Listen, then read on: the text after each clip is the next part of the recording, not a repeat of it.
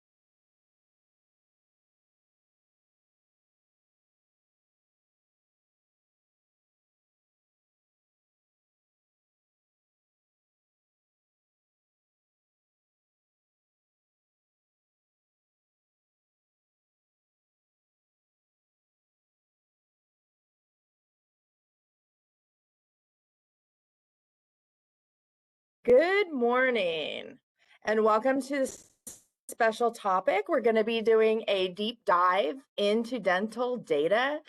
If you are where you're supposed to be, you are at the Data Reporting and Monitoring webinar series, and we're doing our October episode. So welcome. I'm Amy Peterson. I'm the Chief of the Managed Care Data Support section, and we will be introducing you to a few other folks. Next slide, please. Our opening remarks will be happening with Karen Mark. Dental care coordination and access will be Navish Reddy, and how to capture dental fluoride data will come from Mike Yuan. And we'll have some comments from our division chief, Eugene Stevenson, for looking ahead, and then we'll just go over the communication and resources as our normal agenda goes. Next slide. Speaking today again, Karen Mark, and she is our I want to say Surgeon General. I'm giving you a promotion. I'm so sorry. Medical Director here at DHCS. And Navish Reddy is a Section Chief in the Dental Division. And Mike Yuan is our Unit Scientist Chief here in PDRD over Dental, Tribal, and there's one more, Pharmacy. And then, of course, Eugene Stevenson. Our support team is myself, Alvin Bautista, Abby Jaber Salesi, Mei Shaneng, Xiaoyama, and Sujun Kim. Next slide. We will be having a question and answer session at the end of each of the first two agenda items. And for general questions, please submit your question to the WebEx chat. And ensure that your questions are visible to all participants, because the person who's hosting is not monitoring private chat to the for the host. And then for specific questions, please reach out to the appropriate data mailbox that will be instructed for you. It will be shown to you at the end of this slideshow. And again, in the chat, everyone can see we will be collecting those questions for later and also in our FAQ, and we'll get them to the subject matter experts as necessary. But we will be having open mic session so that we can have questions and answers from Karen and Navish. Today's webinar is being recorded, so please make sure to mute. Recorded video script and presentation materials are always uploaded on our webinar series. These are all live links throughout this presentation, so you'll be able to click on it once it's posted and see everything.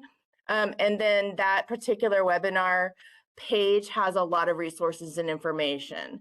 Our opening remarks again are from Dr. Karen Mark, the medical director here at DHCS. Welcome, Karen, and thank you so much for joining us today. Thank you so much, Amy, and a huge thank you to the data team as well as the dental team for working together to put this webinar together for all of you. If you can go to the next slide, that would be great. So I know many of you are probably familiar with our DHCS 50 by 2025 bold goals, one of which is to ensure that all health plans exceed the 50th percentile for all children's preventative health measures. And one of those, of course, is the topical fluoride for children MCAS measure. And we have been getting lots of questions from managed care plans around both, kind of how can they improve dental care coordination for their members? How can they work with the dental team in Smile, California? What about access to dental services in their area? Because we have focused on the idea that this topical fluoride for children measure really is a lot about care coordination. It's about making sure that the managed care plans are working with their partners in the community to make sure their assigned children are getting the preventative health care they need, which of course includes dental preventative health care. And then we've also been getting a lot of questions from managed care plans about how to find data on topical application of fluoride. So we put this webinar together to really help address a lot of those questions. We've left lots of time for Q&A, so we really want to make sure that this is helpful to you. Next slide. And for those of you who are less familiar with dental fluoride application, this is a protective coating that's applied to the teeth to prevent tooth decay. It can either be done by a dentist or for young children by a pediatrician or primary care provider. And this strengthens the teeth and reduces the risk of cavities by about 25%. And these treatments can help prevent and treat a variety of dental issues, tooth decay, sensitivity, etc. So with that, I will turn it over to our dental representative who will walk through care coordination and access. Thank you so much. Good morning, everyone. My name is Navish Reddy. I am, as mentioned, the Member and Provider Services Section Chief within the Medi-Cal Dental Services Division. And just a quick little hello. My team's main goal is to provide members with the services they need, as well as make sure our providers are prepared to give the members the services they need. So they have the tools to assist members wherever they need help. So, okay, next slide, care coordination. So care coordination services allow Medi-Cal members to gain and access dental services with the direction and support of our TSC, that's the Telephone Services Center, who assist members with locating a general dentist, can find specialist dentists, or a clinic that offers dental services. They can also help members access appointments, language assistance services, as well as American Sign Language services. Additionally, they can also provide transportation assistance for members who may need transportation to their appointments. And the best way to get in touch with our care coordination team is going to be through the Medi-Cal Dental TSC at 1-800-322-6384. One of the things that we've been working on, which we'll talk about in the next slide, is our care coordination form. It helps with access to care in a different way than just calling in. So the goal with the form is to replace multiple local oral health program software systems. So instead of members going to their county or any other health programs in their area, they'll be able to fill out this form, get the care coordination services they need, and get a quicker response from our care coordination team. This is also a way that school nurses can now leverage a system. So again, this care coordination form, which I will share in the chat if it, actually, thank you, Mayshawn. It looks like it's already been added into the chat, but we do, through that link, you'll be able to see exactly what the referral form entails. And it also gives us a way that we can report outcomes from members. So one of the things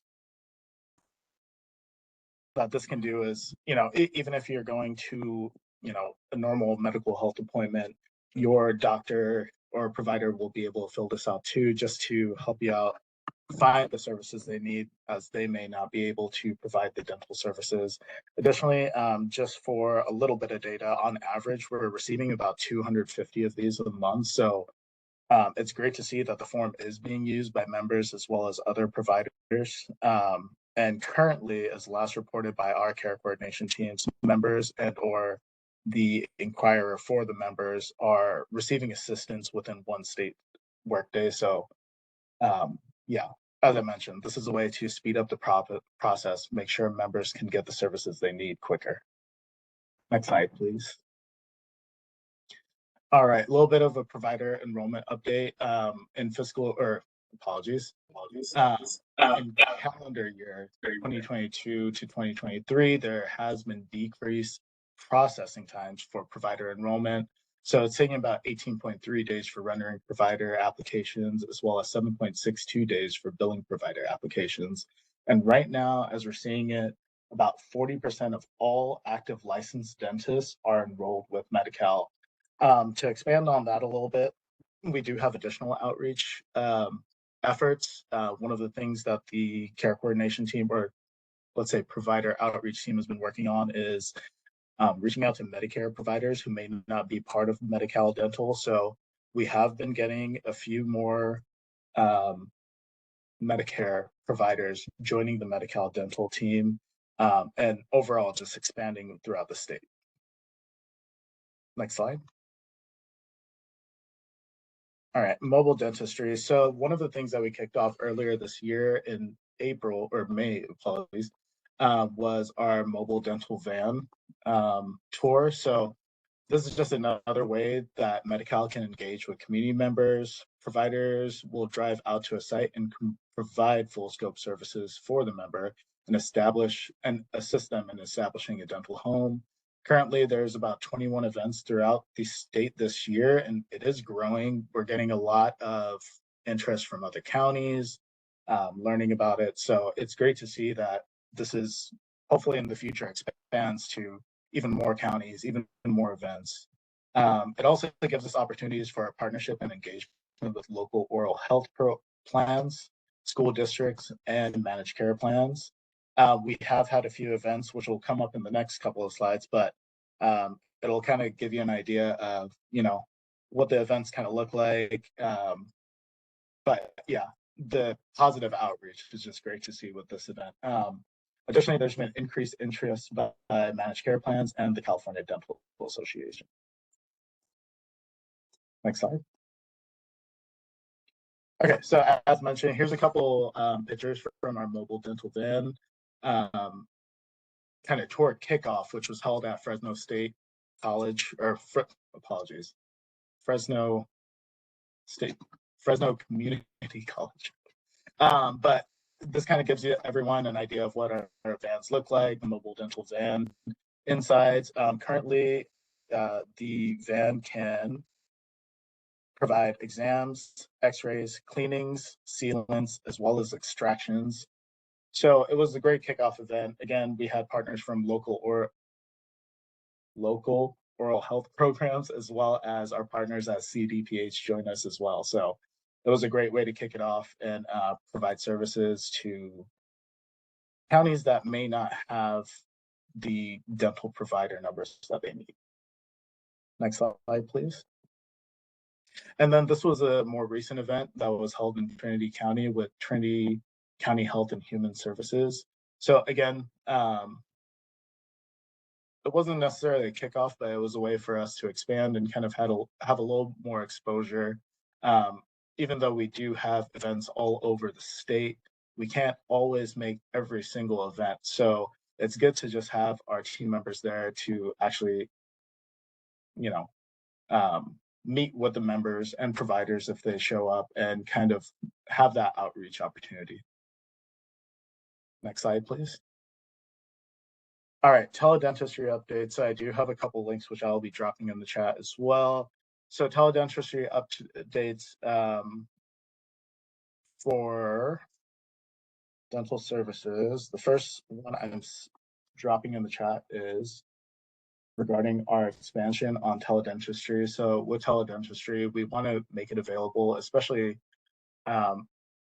this past, with COVID and stuff, there were instances where members may not be getting the care that they need. So the expansions was an effort to make sure that, members are getting the care they need wherever they need, asynchronous and synchronous, and being able to just get a hold of a provider. And again, the link that I just dropped in the chat kind of expands on what those services entail. Additionally, we did expand CHW services. So now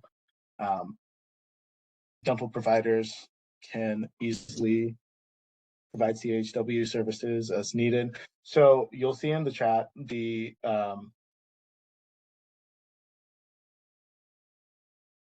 bulletin I just dropped in there. This one is targeted to implement in December. So there are still some things we're working out, but we're excited to just expand on this and provide services through other means for our members. As far as teledentistry directory or teledentistry and outreach, one of our other ongoing projects is just providing or expanding on our teledentistry providers, as well as what services and how they get to members. So one more thing I'm dropping in the chat right now is our current teledentistry provider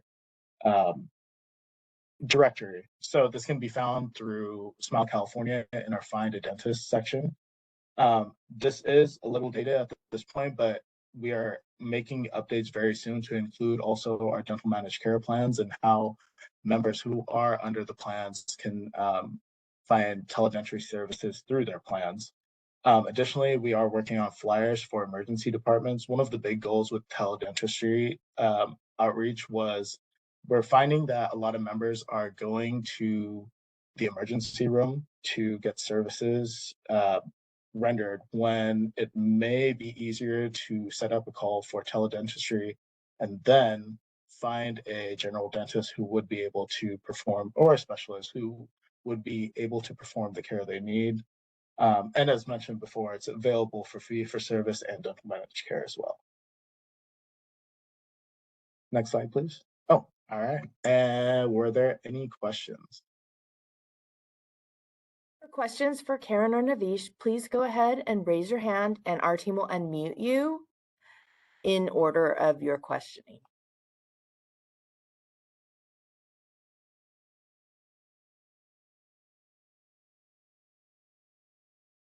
Okay, we're not seeing any hands raised, but if you do have a question that does come up, we can revisit it at the end of the slideshow, and you can put it in the chat. Again, make sure that it's open to everyone, and then we'll read them at the end and hopefully get some answers for you, or take it back to the subject matter experts who can get back to you. Thank you so much. Coming up next is Mike Yuan, the Chief of Tribal Dental and Pharmacy Data, and he's going to be discussing how plans and providers can capture dental fluoride data. Welcome, Mike.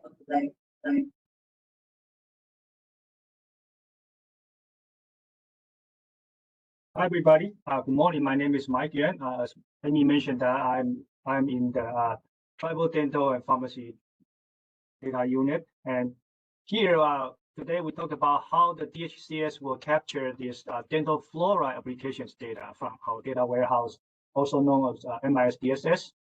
So this can come into three parts. So the first one will be the Federally Qualified Health Center, FQHC, RHC, and RHC. And the second part will be, they can be provided by the medical providers. And the third part, of course, not everybody knows, that can be provided by the dental offices, and using different codes and ICD codes or procedural codes and stuff like that. So the first one is what kind of codes and what kind of data sets this services provided by the FQHC, RHC, and RHC goes. The first one is a clean data set. Mostly they are fee-for-service data. So we use the procedure code 0003 and combined with the ICD-10 codes like K036 and Z293. And the other part is the encounter data, which mostly of them are managed care data. Then we use the revenue code and also the procedure code T1015 combined with the modifier SE. So the second one, as many of you may know already, that the fluoride services can also be provided by the medical doctors. When the kids go to see their pediatrician, they can also provide this to them. And we use the CPT code 99188, or we can use the dental code of D1206 or D1208. The last one, of course, the dental office, because they use the dental codes that D1206 and D1208. So just to summarize what the real data for these dental fluoride applications. So we can find the data in the medical data set and also the dental data set. So that's why we have to go through both data sets to get a more comprehensive data or extraction for this. So as you can see here, that they use various ICD code or procedure code or even revenue code, the combinations to extract depending on the data type and provider type and also the procedure type.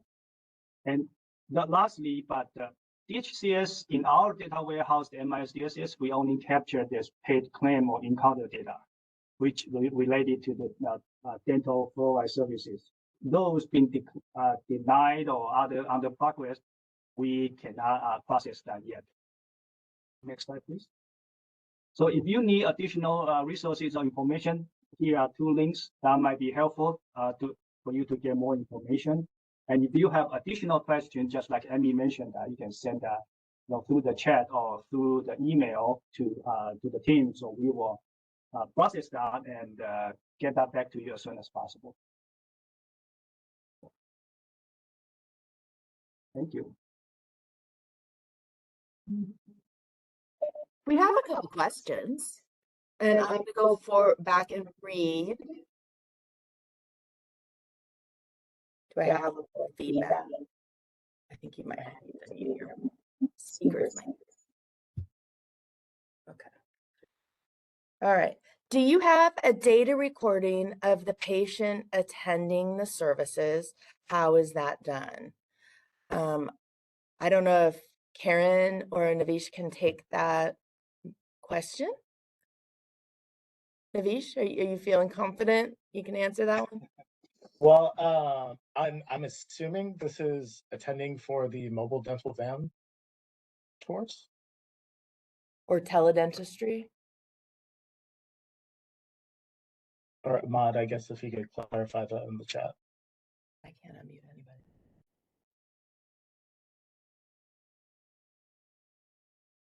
Okay, so I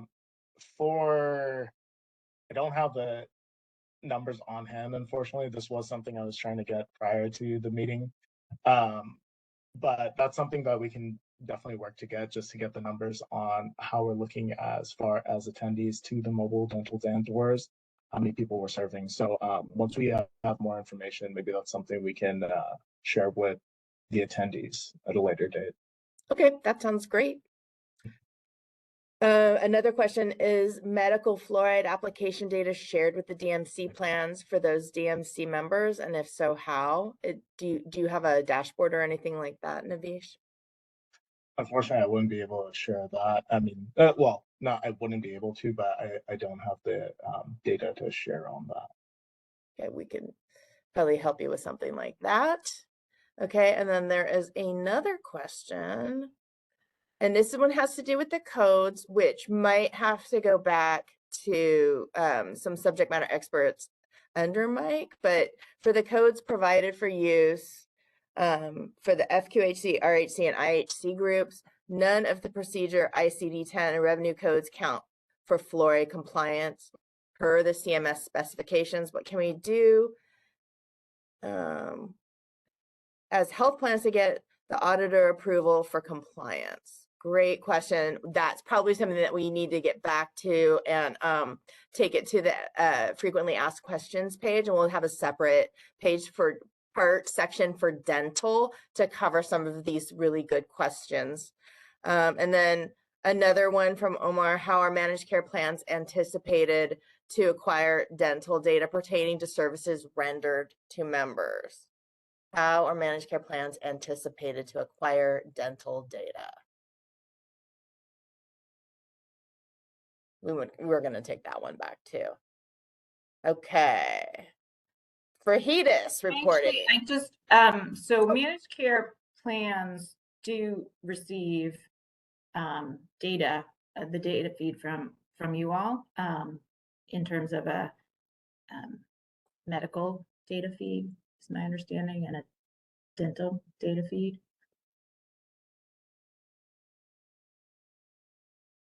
Okay, we'll look into that a bit more and we'll post a link to it. Another question related to HEDIS reporting.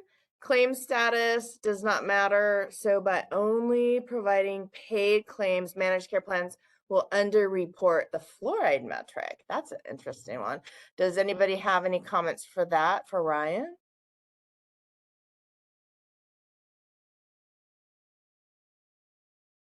Ryan, that's just a comment.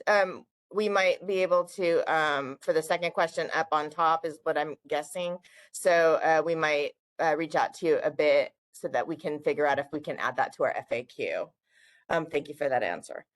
Okay, next up, next slide, please. We're going to talk about looking ahead with Dr. Eugene Stevenson. He's the chief of the Program Data Reporting Division, where we all work, except for Karen and except for Navish. And we will leave it up to him for our close. Thank you so much.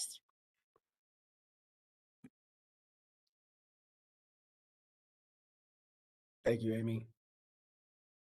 Next slide, please. Before I start speaking about the future and looking ahead, I would like to take a moment to thank the team that's here at the table with me. And without their support and without their direction, this webinar would be impossible to pull off. So I really wholeheartedly thank you all for your work, and thank you, Dr. Mark, for this opportunity to present to external stakeholders. Looking ahead, we're going to change the name of this webinar series to the Data Reporting and Monitoring webinar series to help support data exchange and data quality in a way that is heightened, and also gives us an opportunity to link the exchanges, the quality, to the reporting that happens internally inside the department, but then also is available externally when we post these things or send them off to CMS. We would like to use this webinar series as an opportunity for feedback. We will be creating surveys in the future. There are ways to subscribe to the webinar series so that you can always be aware of when the next event is going to be, and then utilize that feedback loop as an opportunity for continuous improvement. So we really look forward to any type of suggestions that you have. We don't take it as criticism. We take it as an opportunity to improve our process, improve the product, and create an atmosphere where collaboration is easy to have. For November, we're going to focus on encounter data quality and the improvement initiative. There's a link there to the webinar series where you can see what we have presented, what we're going to present in the future. All of the webinars, as Amy said, are recorded. We also post those. They have frequently answered questions attached to that. And it can be used for training and future uses. It can also be used for notes in case for any pertinent details that were missed. In December, we're also going to provide a year in review, talking about the successes of the data reporting division, talking about the successes of our internal and external partners, and how we seek to use that improvement to make a better opportunity to engage with everyone. Next slide, please. Here we have some data group mailboxes that are available for everyone to exchange communication with the department. We have the 274 dental box, also Medi-Cal dental information, the dental managed care box. If you have questions about documentation, there's a center access request mailbox for that. Also ECM, CS, and CCM, if you have any questions on that regarding that JSON exchange. And then of course, MCDSS webinar support. And if there's ever a subject matter where you're unsure of where it's supposed to go, the webinar support mailbox will help get you there. So we're not looking for you to know exactly where you want to go, just knowing that you want to get somewhere, and we'll always be willing to help you achieve that goal. If the message is urgent, please do mark it urgent so we can differentiate it from the many emails that we do get. Next slide, please. Thank you all for being here today. We really appreciate the opportunity to speak with you and to share information. If you have any questions at all, comments, criticism, concerns about the webinar series or this event, please send them to the address right there, mcdss@dhcs.ca.gov, and we will triage your emails as quickly as possible. We do have some questions. I'm going to turn it over to Amy. All right. Thank you so much, Eugene. We do have some more questions, and I'm going to scoot up to those where we left off. It's way up there. Hold on a second. Okay. Does DHCS collect data feed from dental services performed in schools? So I'm assuming dental schools and dental hygienist schools. Navish, do you know if there's a collection of data coming out of schools? Or Karen? Currently, I don't know if we have anything identified like that specifically. I was actually kind of questioning that one as well. If Arlene could give a clarification. Are we talking about dental schools and stuff? Or are we talking about more so maybe a community event at a school? Oh, that's a really good. Because, yeah, we might need to get some clarification, Arlene. So if you want to clarify in the chat or in an email, that's perfect. And then we'll add it to our FAQs for this particular webinar.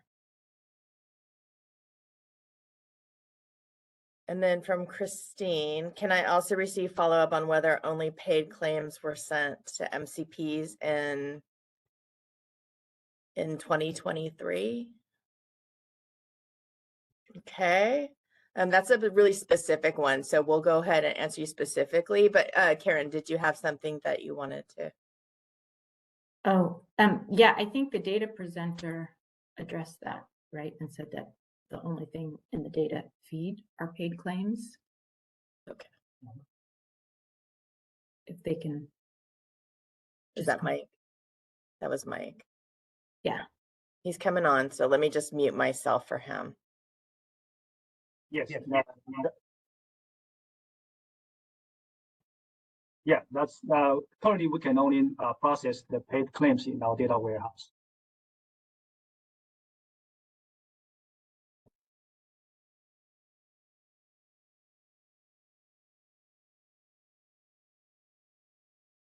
It takes a bit to unmute. All right. Let me get down to the next area. Can claims encounters be sent more timely to MCPs?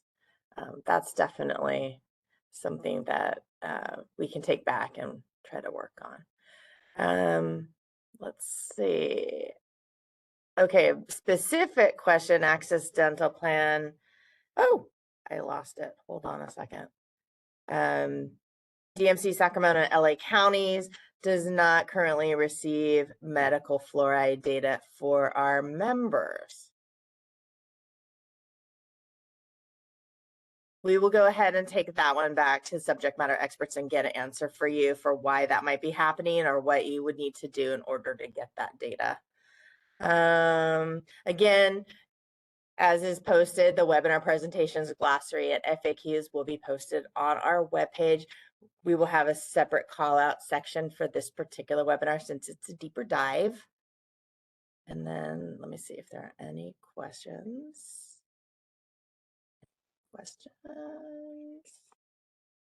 How often does DHCS send dental claims and counter data to MCPs? How often does that happen? It's monthly. Okay. So the answer is monthly, and we'll put that in the FAQs. Is DHCS planning to leverage FHIR and other modern standards to improve interoperability? And yes, it's coming. FHIR can improve the quality and timeliness of data, and we are aware. And Eugene is all over that, actually. The name change of the webinars here. Thank you. Yes, we've been going back and forth about whether it should we should maintain it as managed care, but it has become more inclusive. Thank you, everyone. This has been a really lovely, quite quick webinar, and I hope that you got a lot out of it. Please feel free to reach out to us. And we are granting you back an hour of your time. Thank you so much. We'll see you next month.